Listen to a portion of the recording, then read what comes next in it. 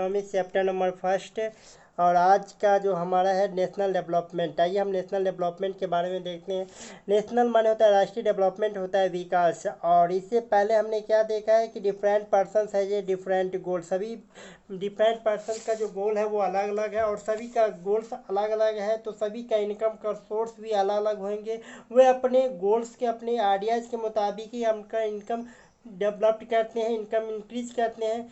तो क्या हम इस जो आगे का जो फैक्ट है वो हम नेशनल डेवलपमेंट के बारे में देखेंगे। तो नेशनल डेवलपमेंट राष्ट्रीय विकास कैसे होता है, किसी भी राष्ट्र का या राज्य का, क्या सभी का विकास जो है कि एक समान है या सभी का अलग अलग है, इन्हीं सभी आइडियाज़ पर हम लोग इस पर डिस्कस करेंगे। देखिए आप इसमें देख रहे हैं, it is very important keep in mind that different person could have different as well as conflicting nation of the country development। अर्थात कह रहा है कि ये अब जो है कि बहुत इम्पोर्टेंट फैक्ट है, जो कि सभी राज्यों का जो सभी लोगों के लिए देश का जो विकास है, सभी विभिन्न लोगों की धारणाएं और विकास का जो धारणा है वो सभी का अलग अलग है। देश के विकास के विषय में विभिन्न लोगों की जो धारणा है वो क्या है कि अलग अलग है। और इससे पहले भी हम लोग पढ़ चुके हैं कि different person has a different गोल। तो आपको हमेशा क्या ध्यान में रखना होगा कि नेशनल डेवलपमेंट के अंतर्गत राष्ट्रीय विकास के अगर बात किया जाए तो सबसे पहली बात याद रखना पड़ेगा कि इसका विकास की जो धारणा है, वो सोच है, वो सबका अलग अलग है। तो यहाँ पे आपको ये जानकारी नहीं प्राप्त हो रही कि हम लोग नेशनल डेवलपमेंट कैसे प्राप्त होगा। लेकिन एक बात को फैक्ट है कि नेशनल डेवलपमेंट के लिए सभी लोगों का सोच और धारणाएँ क्या है, अलग अलग है। तो इस बात को एक नोट कर लेना चाहिए कि हम जो है किसी एक फैक्ट के माध्यम से जो है कि सब नेशनल गोल को जो है कि डेवलप्ड नहीं कर सकते हैं। आइए मैं इसको अंडरलाइन कर देता हूँ। इसको मैंने अंडरलाइन कर दिया है और इसको आपको ये हमेशा फैक्ट को आप याद रखना पड़ेगा। It is important to keep mind different person could have different as well as conflicting nation of the country development. यानी देश के विकास के विषय में विभिन्न लोगों की धारणाएं परस्पर भिन्न या एक दूसरे के विरोधी भी है। तो आगे हम लोग देखेंगे कि कैसे नेशनल डेवलपमेंट हम लोग को जानकारी प्राप्त होती है इस पुस्तक के माध्यम से। वैसे मैं आपको बता दूं कि नेशनल डेवलपमेंट का मतलब जो होता है कि हमारे देश में कि लोगों के इनकम से संबंधित है। किसी भी देश का जो इनकम होते हैं, उस देश के नेशनल डेवलपमेंट उसके लोगों की इनकम से संबंधित होती है। और ये जो इनकम होती है वो उसके प्रत्येक नागरिक के पर एवरेज इनकम से ही तुलना की जाती है। किसी भी कंट्री के एवरेज इनकम की ही तुलना की जाती है। एक प्रोसेस ये है और एक दूसरा कई तरह से भी प्रोसेस है। HDR के प्रोसेस भी है और हम वर्ल्ड बैंक भी अपना एक रिपोर्ट निकालती है। ये सब बातें को जो है कि आगे हम पढ़ेंगे। देखिए इसमें क्या कर रहा है, इस फिगर को हम समझने की कोशिश करें। क्या है, लेट वर्क दीज आउट। आओ ये हम इन पर विचार करें। देखिए यहाँ पर दो चीज़ दिया गया है डिस्कस करने के लिए, विचार करने के लिए। एक डायग्राम दिया गया है। ये डायग्राम जो हमारे राइट साइड में है वो जो है कि development goal for such and area. ये दो एरिया है, एक तो झोपड़पट्टी का एरिया और एक बड़ा बिल्डिंग है। तो ये जो बड़ा बिल्डिंग है इसका जो गोल है कुछ और है, जो झोपड़पट्टी का जो डेवलपमेंट का गोल है कुछ और है। तो इस पर आप विचार कर सकते हैं कि इसका डेवलपमेंट किस तरह का हो रहा है, कैसे हो रहा है। और एक न्यूज पेपर का रिपोर्ट है जिसे आप पढ़कर उस पर भी विचार कर सकते हैं। तो आइए हम आगे देखते हैं। आगे क्या कर रहा है, now to compare different countries और स्टेट। आगे कह रहा है कि विभिन्न देशों और राज्यों की तुलना कैसे की जाए। देखिए कुछ राज्य जो है कि ऐसा है कि डेवलप्ड है, कुछ राज्य है कि अंडर डेवलप्ड है। तो हम कैसे समझें कि कौन सा राज्य अंडर डेवलप्ड है और कौन सा राज्य डेवलप्ड है, तो इसी बात पर हम लोग विचार करेंगे। उससे पहले आप इसको पढ़ेंगे तो यहाँ पर एक जो है कि आपके क्लास के स्टूडेंट के कंपेयर किया गया है कि वहाँ पर जो है कि भाई कुछ बच्चे जो होते हैं, स्टूडेंट जो होते हैं, उसमें उसका किसी का हाइट अच्छा रहता है, किसी का हेल्थ अच्छा रहता है, किसी का इंटरेस्ट टैलेंट जो है कि अच्छा है, तो किसी का जो है कि टेक्नोलॉजी के रूप में टैलेंट अच्छा है, तो किसी का स्पोर्ट में अच्छा है तो यानी कोई पढ़ने में अच्छा है, जो पढ़ने में अच्छा है तो उसका हेल्थ अच्छा नहीं है, जो हेल्थ अच्छा है वो पढ़ने में अच्छा नहीं है। तो बहुत सारे स्टूडेंट की सही तरह का नेचर होते हैं, लेकिन एक शिक्षक का जो पर्पस होता है सभी को एक ही समान पढ़ाना और बताना, एक ही बात को सभी को बताना, और इसी के माध्यम से वो जो है कि अपना कंट्रीब्यूट करते हैं, अपने नॉलेज को इंक्रीज करते हैं। तो यही बातें जो है कि हमारे देश के ऊपर भी लागू होता है। यहाँ पर आप देख सकते हैं the usually we take one or more important characteristics of person, compare the based on these characteristics। और यानी कि समानता हम व्यक्तियों के एक दो महत्वपूर्ण विशेषताओं के आधार पर उसकी तुलना करते हैं। यही बात हमारे देश के ऊपर भी लागू होता है। For the comparing country their income is consider to be most important attribute. यानी देशों की तुलना में के लिए आय सबसे महत्वपूर्ण एट्रीब्यूट है, यानी कि विशिष्टता समझी जाती है। The country with higher incomes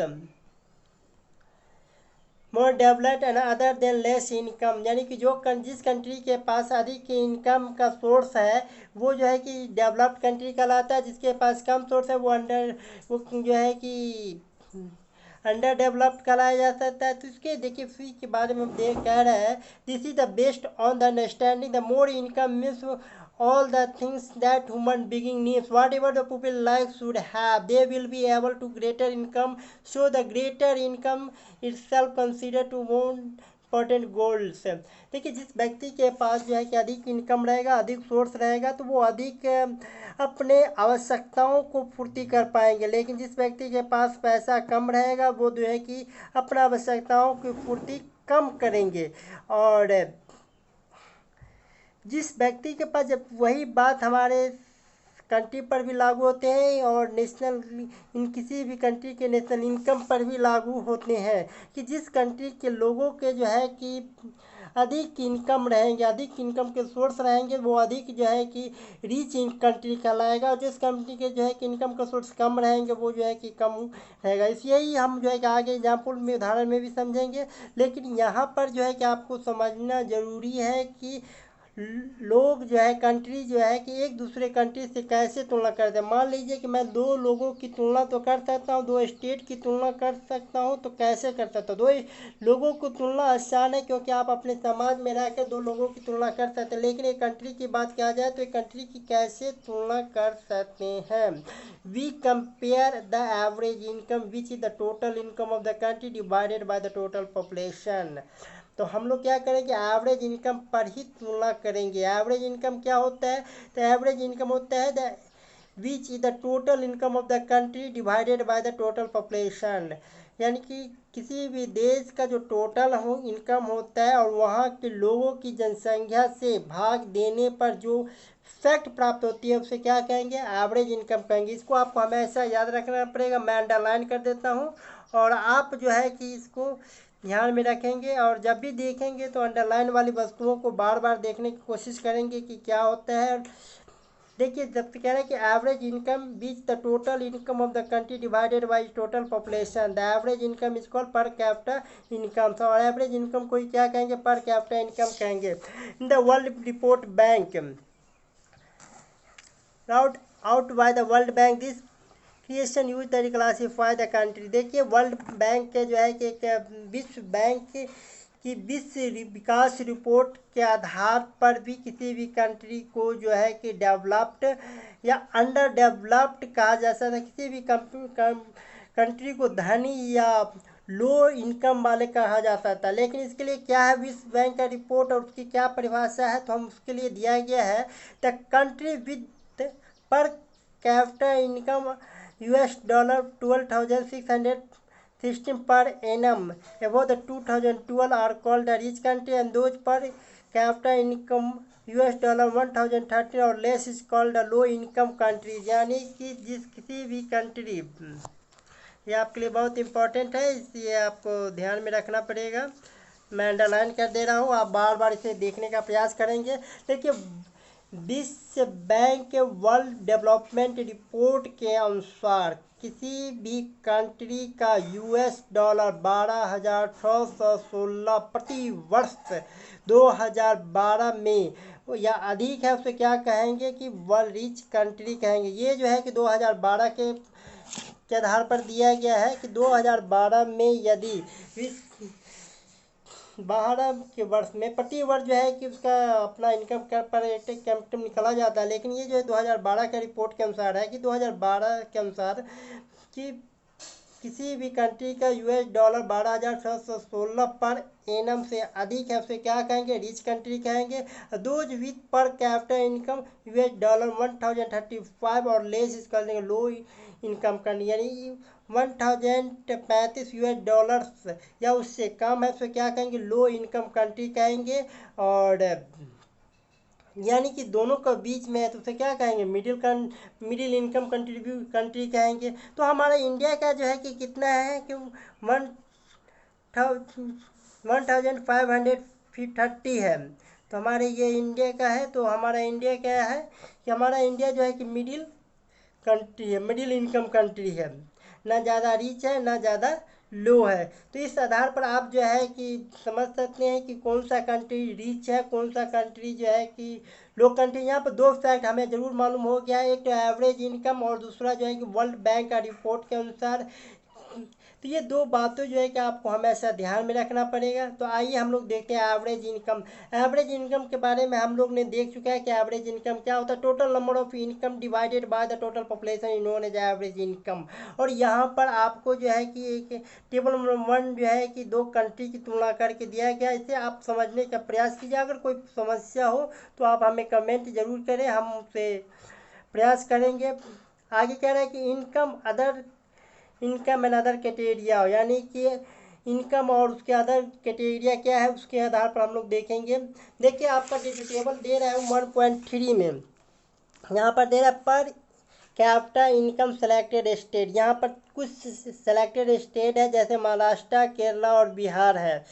Maharashtra, Kerala और बिहार का पर कैपिटा इनकम है 2012-13 के अनुसार। महाराष्ट्र में कितना है, 1,07,670, केरला में 88,527, बिहार में 28,774। ये जो है कि आप इसके देखेंगे तो आपको पता चलेगा कि नेट स्टेट डोमेस्टिक प्रोडक्ट जो है महाराष्ट्र का सबसे अधिक है, उसके बाद केरला का आता है, उसके बाद बिहार का आता है। यानी हमारा बिहार जो है कि सबसे कम है। और बिहार में कम होने के कारण हम कह सकते हैं कि यहाँ का इनकम का सोर्स बहुत कम है। यहाँ के लोगों को जो अर्निंग का प्रोसेस है बहुत कम है, किसके कंपेयर में, केरला और महाराष्ट्र की तुलना में। तो इस प्रकार कर सकते कि इस तीनों के कंपेयर में देखा जाए तो हमारे बिहार का जो है कि पर कैपिटा इनकम जो है कि क्या है, कम है यहाँ का। और आगे देखते हैं क्या कह रहा है। आगे कह रहा है some comparative data Maharashtra, Kerala and Bihar. ये देखिए 3 स्टेट का फिर यहाँ पर दे रहा है। यहाँ पर इफेक्ट मोर्टेलिटी रेट दे रखा है और लिटरेसी रेट देखा है, नीट अटेंडेंस रेशियो दे रखा है। आप इसको अगर अध्ययन करेंगे तो यह बता रहा है क्या कि सबसे पहले आते हैं इफेक्ट मोर्टेलिटी रेट क्या होता है। इफेक्ट ये होता है क्या कि साल भर में 100 बच्चे पर प्रति वर्ष जो है कि 100 बच्चे पर जो 1 साल के जो बच्चे मर जाते हैं उसी को शिशु मृत्यु दर कहा जाता है। यानी कि 1,000 बच्चे पर प्रति वर्ष मरने और 1 वर्ष से कम बच्चे की मृत्यु को क्या कहेंगे, शिशु मृत्यु दर कहेंगे। उसके बाद लिटरेसी रेट आता है, उसके बाद नेट अटेंडेंस रेशियो आता है। तो ये आपका जो है कि तीनों इंपॉर्टेंट है और इसका तीनों का जो है डेफिनीशन जो है कि आप हमेशा याद रखने का प्रयास करेंगे। और मैं अंडरलाइन कर देता हूँ ताकि आपको भी समझने में सुविधा हो। आप जब भी देखें तो आपको हमेशा याद आ जाए कि एक इम्पॉर्टेंट थिंग है। उसके बाद आता है लिटरेसी रेट। लिटरेसी रेट क्या होता है, तो लिटरेसी रेट यहाँ पर डिफिनेशन दिया गया है, the major proportion of literacy population in 7 and above the age group. साक्षरता दर है 7 वर्ष और उससे अधिक एज के लोगों को पढ़ने की अनुपात, ये साक्षरता का अनुपात कितनी है, तो उसे क्या कहेंगे, लिटरेसी रेट कहेंगे। कहता है net attendance ratio. Net attendance ratio क्या होता है कि किसी भी 14-15 उम्र में स्कूल में जितने भी बच्चे पढ़ते हैं तो उसके अटेंडेंस कितनी है, और उसी का जो अनुपात होता है उसको नेट अटेंडेंस रेशियो कहेंगे। समझ गए। तो ये जो है कि आपको नेट अटेंडेंस रेशियो दिया गया है, यानी कि 14-15 वर्ष के आयु में स्कूल जाने वाले कुल बच्चों का उस आयु के उस क्लास के बच्चों का जो प्रतिशत होगा उसको क्या कहेंगे, नेट अटेंडेंस रेशियो कहेंगे। तो इस प्रकार हमने क्या देखा, शिशु मृत्यु दर देखा, लिटरेसी रेट देखा और नेट अटेंडेंस रेशियो देखा। तो इसमें इसका तीनों का डिफिनीशन बहुत इंपॉर्टेंट है, इस टर्म को आप हमेशा याद रखेंगे। और ये जो कह रहा है कि महाराष्ट्र का कह रहा है टेबल 1.4, महाराष्ट्र में हम देख रहे हैं क्या कि बिहार के अपेक्षा ये बहुत कम है, और बिहार में सबसे ज़्यादा जो है कि इनफैक्ट मोर्टेलिटी रेट दिया हुआ है, लिटरेसी रेट भी बिहार में सबसे कम है और नेट अटेंडेंस रेशियो भी सबसे कम है। केरला की बात किया जाए तो केरला में जो है कि शिशु मृत्यु दर जो है कि 12 दिखा रहा है, यानी कि केरला में है ये सब जो दिखा रहा है कि इनफैक्ट मोर्टेलिटी रेट, इसका मतलब जो है कि केरला में 12 है। इसका मतलब है कि केरला का जो है कि हेल्थ डेवलपमेंट अधिक है, स्वास्थ्य विभाग जो है कि वहाँ का अधिक डेवलप्ड है, और महाराष्ट्र का जो है कि केरला का अपेक्षा कुछ कम है, और बिहार का हेल्थ डेवलपमेंट सबसे बेकार है, यानी कि यहाँ का जो हेल्थ डेवलपमेंट है उतना अच्छा नहीं है कंपेयर टू महाराष्ट्र और केरला। लिटरेसी की बात किया जाए तो लिटरेसी में भी जो है कि बिहार का सबसे कम है और केरला में सबसे अधिक है। तो ये दो चीज़ें हमने देखा है कि टेबल 1.4 में देखा है कि इनकम का सोर्स के बाद कहा जाए तो इनकम का सोर्स महाराष्ट्र में सबसे अधिक है, केरला में से कम है, बिहार में सबसे कम है। तो इस दोनों के कंपेयर हम करते हैं तो इनकम के सोर्स में महाराष्ट्र अच्छा है, जबकि अन्य तुलना में केरला से बहुत ही कम है कंपेयर टू केरला। ओके, जैसे कि अगर इनफैक्ट मोर्टेलिटी रेट देखा जाए, हेल्थ के कंडीशन में देखा जाए तो महाराष्ट्र का जो है कि केरला का अपेक्षा कम है। तो क्या फैक्ट है नेशनल डेवलपमेंट का, क्या मेन फैक्ट होना चाहिए, इसलिए मैंने पहले ही कहा है कि किसी भी एक फैक्ट के माध्यम से नेशनल डेवलपमेंट जानकारी नहीं की जा सकती है। और भी कुछ रीजन है जो कि नेशनल डेवलपमेंट निकालने के लिए हम इस सभी बातों को और आगे पढ़ेंगे। क्या कह रहा है कि हम लोग कैसे जो है कि पब्लिक फैसिलिटी क्या है और ह्यूमन डेवलपमेंट रिपोर्ट क्या है, इन सभी बातों के अगले वीडियो में पढ़ेंगे। आज के दिन में इतना ही, और मैं आपसे रिक्वेस्ट करूंगा जो अंडरलाइन किया गया उसे आप बार बार देखने का प्रयास करें और समझने के प्रयास करें। यदि कुछ समस्या होती है तो आप हमें कमेंट के माध्यम से पूछ सकते हैं। Thank you.